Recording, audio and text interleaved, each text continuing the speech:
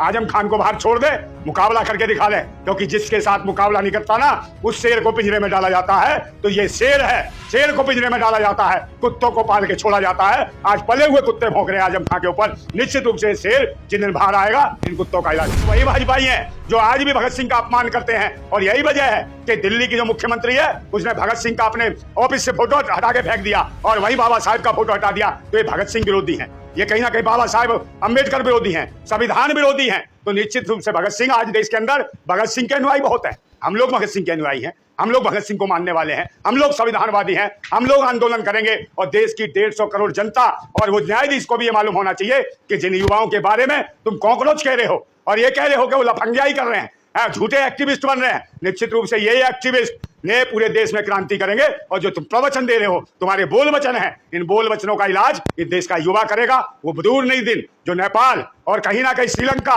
और बांग्लादेश के हालात जो हुए उससे खतरनाक हालात होंगे।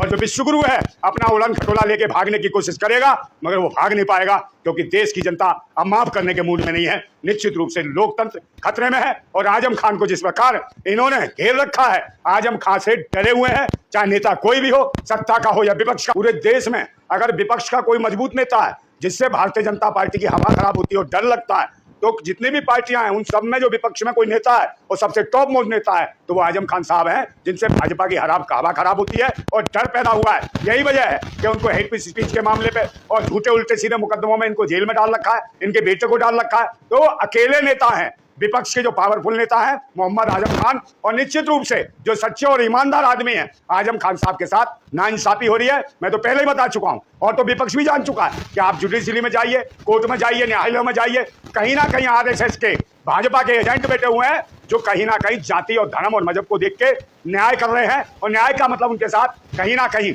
अपराध कर रहे हैं। और वे जिनसे हम स्वेच्छा रखते हैं, न्याय की उम्मीद करते हैं, वो न्याय के नाम पर कपटी हैं और निश्चित रूप से देश के संविधान के साथ वो मजाक कर रहे हैं और सजाएं उल्टी सीधी सुना रहे हैं। हेट स्पीच मामले में आज तक हमने नहीं सुना कि किसी को सजा मिली हो, पर आजम खान साहब को निशाना बनाया जा रहा है, पूरा का पूरा निशाना बनाया जा रहा है। बहुत सी पार्टियों के लोग हैं, भारतीय जनता पार्टी के लोग हैं जो इतनी हेट स्पीच देते हैं, क्या उनके खिलाफ कोई कार्रवाई हुई? क्या ये हेट स्पीच नहीं है? मगर इनके खिलाफ आजम खान को निशाना बनाया जा रहा है। आजम खान साहब, मैं बिल्कुल कह रहा हूं कि अगर भारत के अंदर अगर कोई विपक्ष में अगर टॉप नेता है, भले ही पार्टियों के कई राष्ट्रीय अध्यक्ष होंगे, कई नेता होंगे विपक्ष के, मगर वो सब जीरो हैं आजम खान साहब के सामने। ये आजम खान की ताकत है। यही वजह है कि भाजपा और आरएसएस आजम खान से कांपती है। अगर है औकात तो आजम खान साहब को बाहर ला के दिखाए और फिर मंचों से मुकाबला हो जाए मोदी के साथ और आजम खान के साथ, किसी औकात पता चल जाएगी। हमने देखा नहीं, बीच में एक दीपक पांडे, दीपक तिवारी नाम का पकड़ा गया था, शर्मा नाम का है, वो कहीं ना कहीं सेना के खिलाफ गड़बड़ी कर रहा था, मुखबरी कर रहा था, कहीं ना कहीं वहां पे जाके सऊदी अरब में पता नहीं कहाँ वो गुप्त चीजें दे रहा था देश के भारत की। तो उनके खिलाफ कोई कार्रवाई नहीं है। जो पूरे का पूरे जो हिंदुत्व के बहुत बड़े ठेकेदार मिल रहे हैं वो कहीं ना कहीं सेना में घपला कर रहे हैं, सारे के सारे वो पकड़े जा रहे हैं। क्या पुलवामा के बारे में देखा इन्होंने?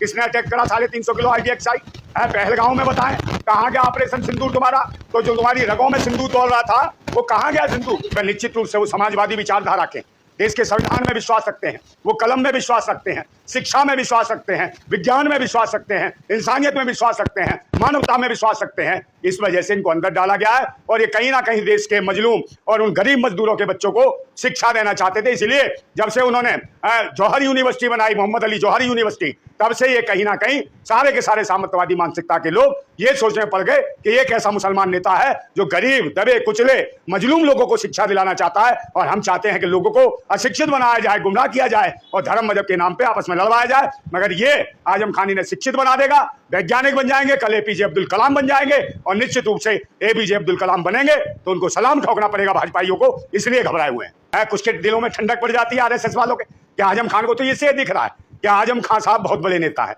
उनके जरा से एक्शन लेने से, जरा सी हरकतें करने से इनके जो अंधभक्त है भूतनी के नाचने लगते हैं, कूदने लगते हैं और घुलघुलाने लगते हैं और इनके कहीं ना कहीं मजा आ जाता है, इनकी खुजली होने लगती है। तो भूतनी को चिंता ना करो, तुम्हारी खुजली का कहीं ना कहीं होगा इलाज और जो तुम्हारे पिछवाड़े में है खाज, जल्दी करेंगे ठीक से। निश्चित रूप से देश के क्रांतिकारी युवा जागरूक हो रहे हैं और आंदोलन होगा पूरे देश के अंदर, क्योंकि सिर्फ जनता ही कर सकती है, विपक्ष के बस की नहीं है और ना ही सत्ता कोई अच्छा काम कर रही है। सत्ता में सारे ED, CBI, जांच, जज और तो और चुनाव आयोग, मेन स्ट्रीम मीडिया, ये सब मिले हुए हैं, देश को नोच रहे हैं। इसलिए देश की जनता आंदोलन करेगी, और जब आंदोलन करेगी तो अंधभक्तों तुम क्या, तुम्हारे जो बाप दादा जो मीडिया है और जो जुडिशरी में बैठे वो जज जो आरएसएस के हैं, ये सबों को जवाब देना पड़ेगा। और जनता कहीं ना कहीं निकाल के इनका उतारेगी भूत और इनका निकालेगी मूत और इनकी माँ की करेगी फिर जिंदाबाद जिंदाबाद।